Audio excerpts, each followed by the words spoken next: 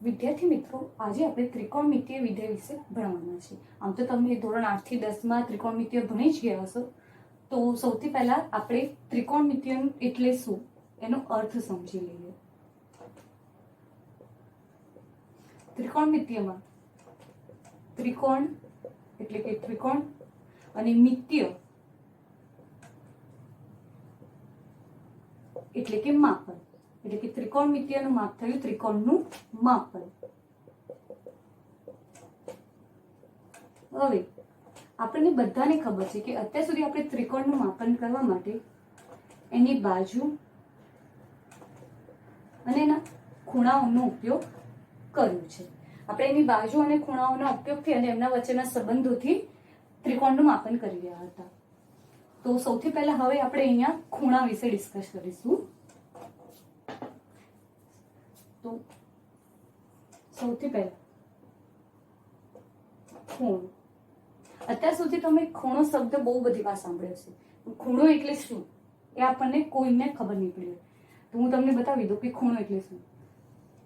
મેં અહીંયા એક પ્રારંભિક ભુજા લીધી છે.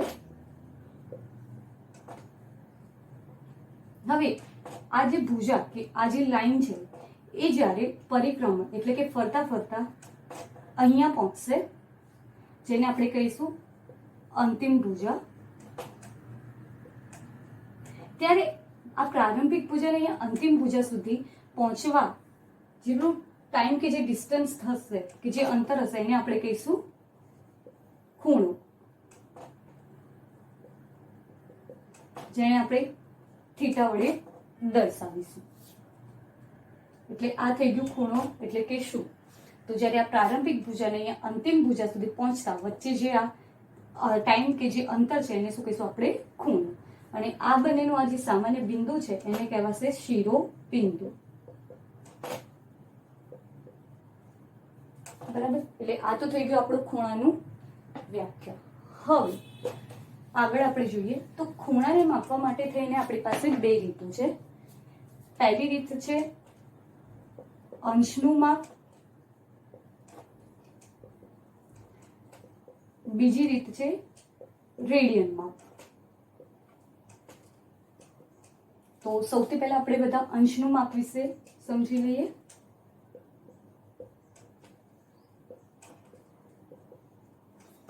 તો આ જે પ્રારંભિક ભુજા છે એને ફરતા ફરતા અહીંયા અંતિમ ભુજા સુધી પહોંચતા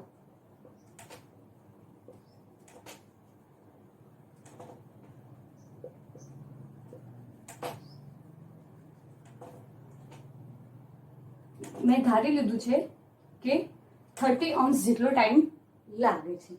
હજુ થોડુંક વધારે એ પરિક્રમણ કરશે કે ફરશે તો એને લાગશે 60 અંશ. બરાબર છે.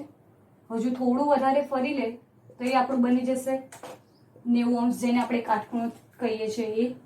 હવે આવી રીતે જ્યારે એ રોટેટ કરતા કરતા કે આવી રીતે ફરતા ફરતા ફરવું પરિક્રમણ એટલે કે રોટેશન. ફરીથી આખું એક ચક્ર ફરીને ફરીથી અહીંયા પ્રારંભિક ભુજા સુધી પહોંચી જાય ત્યારે જે આખું ખૂણો બનશે એને આપણે કહીશું 360 અંશ. બરાબર. આપણે બધા જ સમજ્યું હશે કે વર્તુળને એક આંટો પૂરો કરીએ આપણે તો આપણને 360 અંશનો ખૂણો મળે છે. બરાબર. હવે સૌથી પહેલા કે એ જે ખૂણો છે એ ક્યારે પ્લસ આવશે કે ક્યારે માઇનસ આવશે. તો પ્રારંભિક ભુજાથી અંતિમ ભુજા તરફ જવાની જે દિશા છે એ જ્યારે ઘડિયાળના કાંટાથી વિરુદ્ધ દિશા,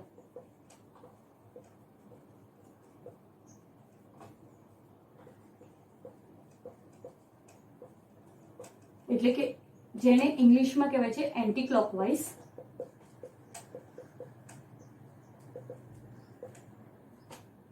મતલબ કે આ ઉપરની દિશામાં ઘડિયાળથી વિરુદ્ધ દિશામાં ફરે ત્યારે જે આપણો એંગલ એટલે કે ખૂણો, જેને મેં થીટા નામ આપ્યું છે, એ થઈ જશે આપણું પ્લસ.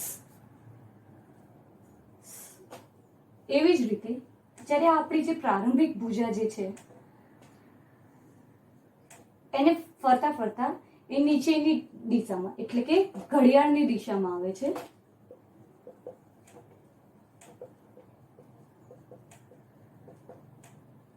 એ થઈ જશે આપણું ક્લોકવાઇઝ. તો ત્યારે આ જે થીટા એટલે કે ખૂણો બન્યો એ થશે આપણું માઇનસ, નેગેટિવ. બરાબર છે. આ સૌથી આઈએમપી વસ્તુ છે. આને સમજી લેશે એટલું સારું રહેશે, કારણ કે આ વસ્તુ તમારા ફિઝિક્સમાં બી ઉપયોગમાં આવવાનું છે. એટલે કે જો હું તમને એવું કહું કે એંગલ્સ છે આપણો 60 ડિગ્રી, અહીંયા મેં +60 ડિગ્રી કીધું છે, એટલે કે મતલબ એ એન્ટી ક્લોકવાઇઝ છે. યા તો હું એવું કહું કે એન્ટી ક્લોકવાઇઝ ડિરેક્શનમાં 60 અંશ, તો આપણો જે ખૂણો હશે એ આવી રીતે બની જશે, અને આ થયું આપણું એન્ટી ક્લોકવાઇઝ. અને જો હું એવું કહું કે ક્લોકવાઇઝ ડિરેક્શનમાં 30 ડિગ્રી કે 30 અંશ, તો એ થયું આપણું ક્લોકવાઇઝ ડિરેક્શન. એટલે અહીંયા જે આપણો ખૂણો હતો એ પ્લસ હતો, અહીંયા જે છે એ માઇનસ આવશે, એટલે કે -30 અંશ. બરાબર. તો આ એક સૌથી મહત્વની વસ્તુ હતી. હવે બીજી એક, ઓકે,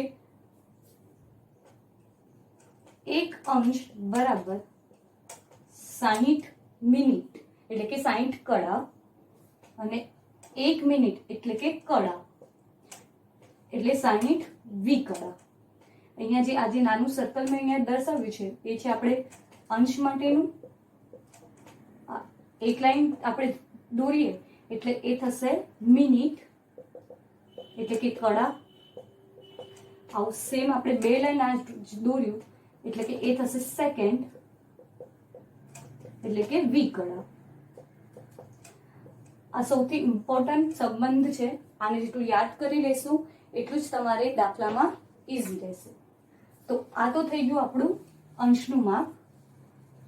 હવે આપણે જોઈએ રેડિયન માપ. રેડિયન માપ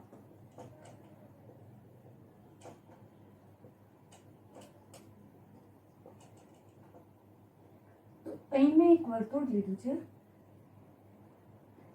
જેની ત્રિજ્યા કેન્દ્રથી મેં લીધી છે 1 સેન્ટીમીટર.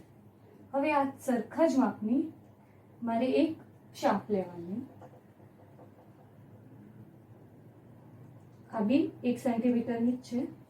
હવે કેન્દ્રથી અહીં હું ચાપને જોડાણ કરું છું. તો આ કેન્દ્રથી આ ચાપની વચ્ચે જે ખૂણો બન્યો ને એ હશે 1 રેડિયન. બીજું એક ઉદાહરણ,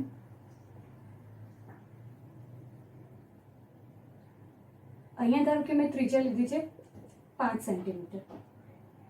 એટલા જ માપની હું એક ચાપ લઉં છું 5 સેન્ટીમીટરની જ.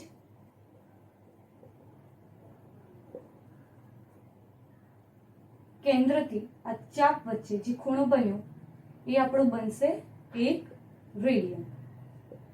એટલે કે રેડિયનમાં જ્યારે બી ખૂણો શોધવો હોય તો એના માટેનું સૂત્ર થશે ખૂણો બરાબર ચાપ ભાગ્યા ત્રિજ્યા, એટલે કે થીટા બરાબર L ભાગ્યા R. અહીં એક વાત યાદ રાખજો કે ખૂણો હંમેશા